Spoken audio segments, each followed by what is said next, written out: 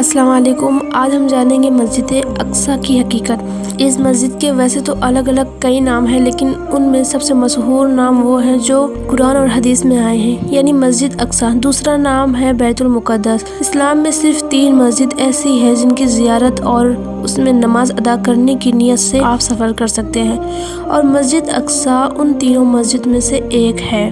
نبی کریم صلی اللہ علیہ وسلم نے ارشاد فرمایا، تم سفر نہیں کر سکتے کسی بھی مسجد کا اس کو دیکھنے کی نیت سے یا اس میں نماز پڑھنے کی نیت سے، سوائے 3 مسجدوں کے۔ پہلی مسجد حرم، مسجد قبلہ، دوسری مسجد نبوی، تیسری مسجد اقصیٰ۔ خاص کر صرف انہی 3 مسجدوں کی طرف نماز اور زیارت کی نیت سے سفر جائز کیا گیا۔ اس سے پتہ چلتا ہے کہ تینوں مسجد کی اسلام میں کیا اہمیت ہے۔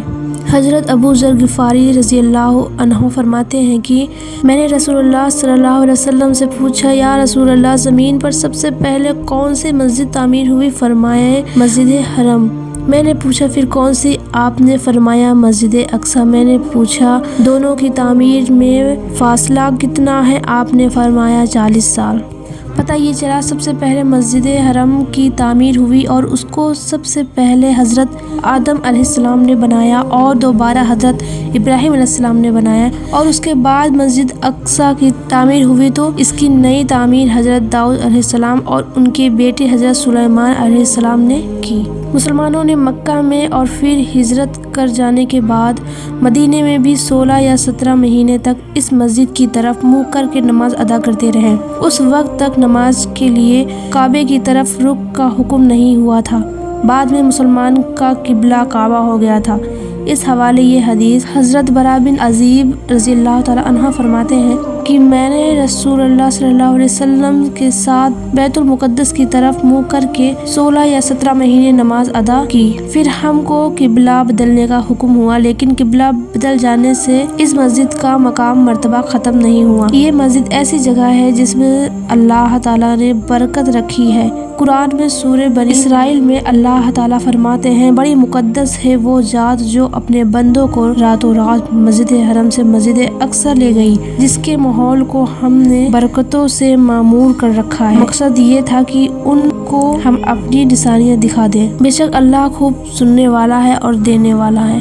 اللہ تعالیٰ کو جب اپنے نبی صلی اللہ علیہ وسلم سے ملاقات کرنی تھی اور آسمانوں کا سفر کرانا تھا تو حضرت جبرائیل علیہ السلام کو بھیجا۔ وہ ہمارے نبی صلی اللہ علیہ وسلم کو پہلے مسجد حرم لائے، پھر مسجد حرم سے مسجد اقصیٰ لے گئے اور پھر یہاں سے آسمانوں کی طرف اور رب کی ملاقات کے لیے لے گئے۔ یہ مسجد اکیلی ایسی جگہ ہے جہاں پر حضرت آدم سے لے کر حضرت محمد صلی اللہ علیہ وسلم تک خدا کے بھیجے گئے تمام نبی اور رسول جمع ہوئے، اور پھر وہیں تمام نبیوں کو ہمارے نبی صلی اللہ علیہ وسلم نے نماز پڑھائی۔ حضرت لوط علیہ السلام، حضرت داؤد علیہ السلام، سلیمان علیہ السلام جیسے کئی نبیوں کا سہار رہا ہے، اور بیت المقدس ہی سب کا مسکن رہا ہے۔ یعنی مسجد حرم اور مسجد نبوی میں کئی ہزار نمازوں کا ثواب ملتا ہے، اور اس کے بعد سب سے زیادہ جس مسجد میں نماز پڑھنے کا ثواب ہے وہ اسی مسجد یعنی مسجد اقصیٰ میں ہے۔ نبوت کی نشانیوں میں سے ہے کہ نبی کریم صلی اللہ علیہ وسلم نے اس کی فتح کی خوشخبری دی ہے۔ صلیبیوں نے 492 ہجری میں تقریباً 70,000 مسلمانوں کو قتل کر کے یہاں پر قبضہ کر لیا تھا۔ شہید ہونے والے میں علماء اور ان کے شاگرد اور عبادت گزاروں کی بڑی تعداد تھی، جو اپنے وطن کو چھوڑ کر مسجد اقصیٰ میں اپنا قیام کیے ہوئے تھے۔ اس مسجد پر قبضے کے دوران صلیبیوں نے مسجد کی عزت کو پامال کیا اور مسجد کو چرچ میں بدل دیا اور گنبد پر ایک بڑی صلیب نصب کر دی۔ پھر اس کے بعد سلطان صلاح الدین ایوبی نے صلیبیوں سے جنگ کر لی، اسے واپس لیا اور مسجد کو اپنی پہچان واپس کی، اس میں پھر سے سدھار کا حکم جاری اور اس کو پھر ایک مسجد کی شکل میں واپس لائے۔